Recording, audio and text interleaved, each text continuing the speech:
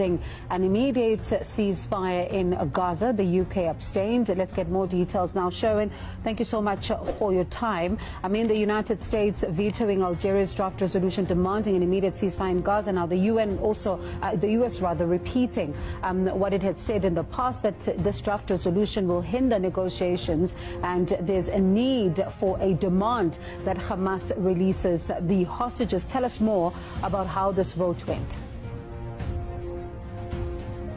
Well, Bongiwe, essentially, it's a movie we've all seen before. The U.S. essentially choreographing this veto, coming out with a hard-hitting statement on the weekend, indicating that this veto was likely to happen because they do not believe the Algerian draft resolution would provide comfort to the negotiations, the diplomatic negotiations led by the United States and Qatar in the region, that they believe is the best bet in terms of moving this file forward. They believe the release of those hostages are critical to get Israel's acquiescence in terms of a temporary ceasefire, a temporary humanitarian pause that they believe will also then allow humanitarian aid to get into the Gaza Strip. Essentially what they vetoed is this. Algeria was calling for an immediate humanitarian ceasefire respected by all. It called for the immediate release of hostages and that parties to the conflict scrupulously adhere to the tenets of international human rights and humanitarian law.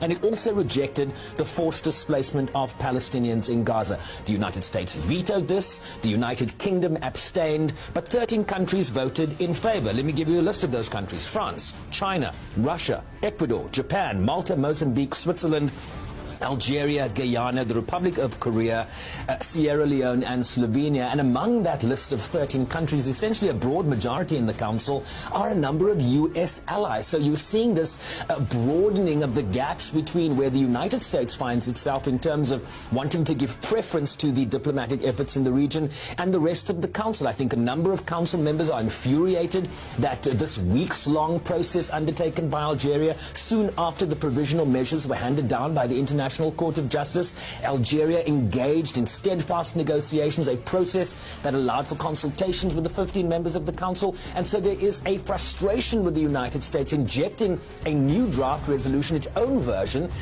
at the very last minute when this Algerian text was going to be put to a vote. So a lot of frustration here in New York.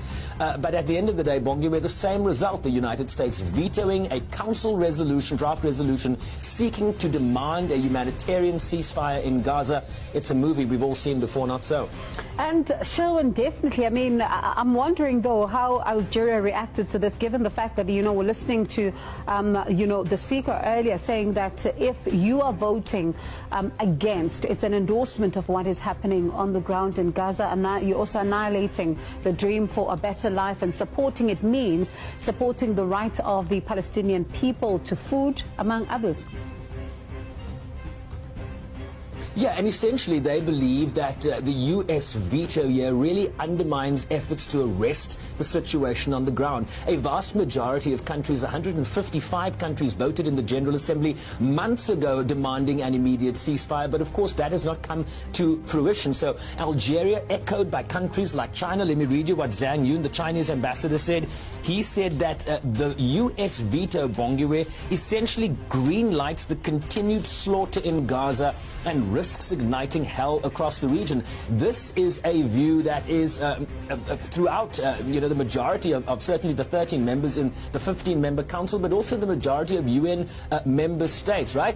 Quite interesting developments there, Sherwin, and as you say, more of the same. The script, you know, really one could have written it as, you know, you and I have spoken about what has happened over time there in the UN Security Council. But let's see then what happens next, as also the ICJ is hearing its public hearings. In fact, 52 countries are making those representations there. And elsewhere, the UN Security Council is set to vote in a few hours on a resolution demanding a ceasefire in the war between Israel and Hamas, which is labeled as a Algeria-sponsored plan representing several Arab nations, calls for an immediate humanitarian ceasefire. The U.S. has said that it will veto that resolution and has instead proposed its own. It calls for a temporary ceasefire linked to the release of hostages. It is two resolutions. What's different between them? Well, there's actually a lot less difference than you might think. It essentially boils down to the wording on the time frame for the ceasefire. So whereas the Algerian ceasefire resolution calls for an immediate ceasefire, the UN resolution calls for a ceasefire and the release of hostages when practicable. Both call for the release of hostages, of course. But that is because the U.S. is worried that the ongoing negotiations between Israel and Hamas for a ceasefire deal that would be... what's interesting here, though, is that the wording in this UN resolution, which could be proposed after the Algerian resolution is vetoed, the wording there is much stronger than we've seen in past... الجزائر كدولة مناضلة معروفة ولها تاريخها في مواقفها الحاسمة تجاه القضية المركزية، قضية الصراع العربي الصهيوني وقضية فلسطين، وتجاه قضايا التحرر وخوض تجربتها النضالية الشهيرة. فبالتالي لا شك أن الجزائر خير من يحمل هذه القيم الأخلاقية تجاه السياسة وتجاه الأداء وتجاه العروبة وتجاه الإنسانية وتجاه القضايا الأخلاقية.